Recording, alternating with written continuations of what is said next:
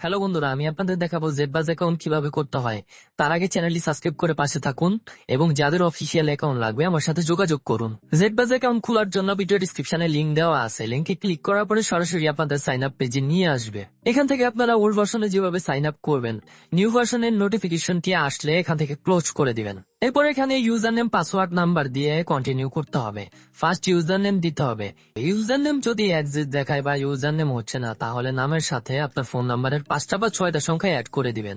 এরপরে পাসওয়ার্ড দিতে হবে। পাসওয়ার্ডে এখানে 6 থেকে 20 ক্যারেক্টারের ভিতরে পাসওয়ার্ড দিতে হবে। আপনি যে ওয়ার্ড বা নাম ব্যবহার করেন না কেন, এখানে নামের প্রথম অক্ষর বড় হাতে দিতে হবে, তারপরে ছোট হাতের, এরপরে 2টা সংখ্যা অ্যাড করে দিতে হবে। পাসওয়ার্ড দেওয়া হয়ে গেলে নিচে কনফার্ম পাসওয়ার্ডে সেম পাসওয়ার্ডটি দিতে হবে। পাসওয়ার্ড এবং কনফার্ম পাসওয়ার্ড দুইটা সেম থাকতে হবে। লাস্ট এখানে নাম্বার দিতে হবে।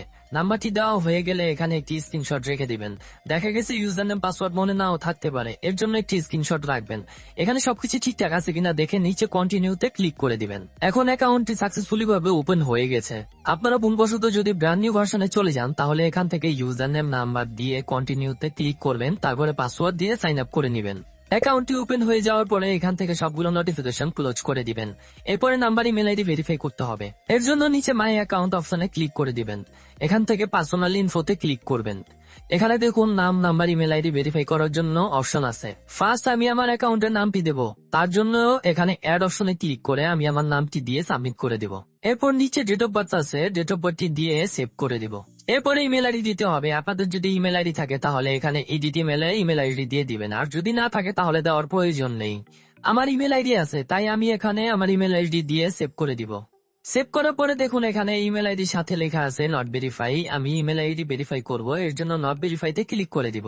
এরকম একটি পপ আপ আসবে, দেখুন এখানে ছোট করে ভেরিফাই লেখা আছে, এখানে ক্লিক করে দেব। ক্লিক করার পরে 5 মিনিটের মতন সময় দিয়েছে। এই 5 মিনিটের মধ্যে আমার ইমেল আইডিতে জেডবাস থেকে ভেরিফিকেশন কোডের জন্য একটি ইমেল আসবে। আমি এখান থেকে আমার জিমেল অ্যাকাউন্টে চলে যাব। যাওয়ার পরে দেখুন এখানে ইনবক্সে কোনো ইমেল আসেনি। উপর থেকে 3 লাইনে ক্লিক করব, এখান থেকে নিচে স্প্যামের ভিতরে ক্লিক করব। এখানে দেখুন একটি ইমেল আসছে নো রিপ্লাই নামে, জেডবাস ইমেল ভেরিফিকেশন রিকোয়েস্ট। এই ইমেলটি ওপেন করব। এখানে দেখুন 4 ডিজিটের একটি কোড আছে 6409। এই কোডটি নিয়ে আমি ভেরিফিকেশনের এখানে দিয়ে নিচে সাবমিট অপশনে ক্লিক করে দেব। এখন আমার ইমেলটি ভেরিফাই হয়ে গেল। এরপরে নাম্বার ভেরিফাই করতে হবে। নাম্বার ভেরিফাই করার জন্য নাম্বারের সাথে নট ভেরিফাই লেখা এখানে ক্লিক করে দিব।